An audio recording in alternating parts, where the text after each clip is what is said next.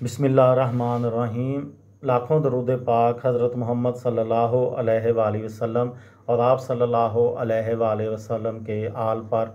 अस्सलामु अलैकुम। मेरा नाम इफ्तिखार अहमद है और आप मेरा यूट्यूब चैनल नॉलेज देख रहे हैं।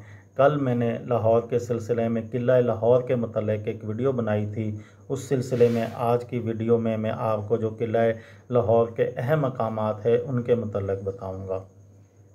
बादशाही मस्जिद के बिल्कुल सामने जो किला लाहौर का दरवाज़ा है उसको आलमगीर दरवाज़ा कहा जाता है।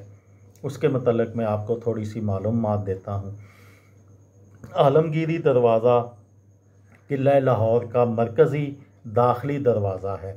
ये दरवाज़ा लाहौर की बादशाही मस्जिद के मगरब में तामीर किया गया था और इसे मुग़ल शहनशाह औरंगज़ेब आलमगीर ने तामीर करवाया। इस दरवाज़े के मरकज़ी दरवाज़े को इंतहाई ऊंचा और नहायत वसी व अरीज़ बनाया गया था, जो ख़ास शाही फ़ौज में शामिल हाथियों की गुज़रगाह के लिए भी इस्तेमाल होता था।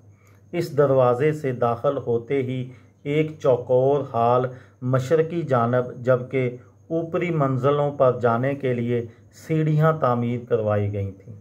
आगे बढ़ते हुए जनूब की जानब इस दाखिली दरवाज़े का रास्ता किला के अंदरूनी हिस्सों की तरफ जाता है। नाग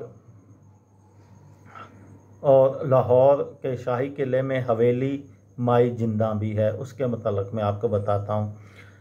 महारानी चांद कौर हवेली माई जिंदा सिख सल्तनत के आखिरी महाराजा दलीप सिंह के ओहद में तामीर की गई थी।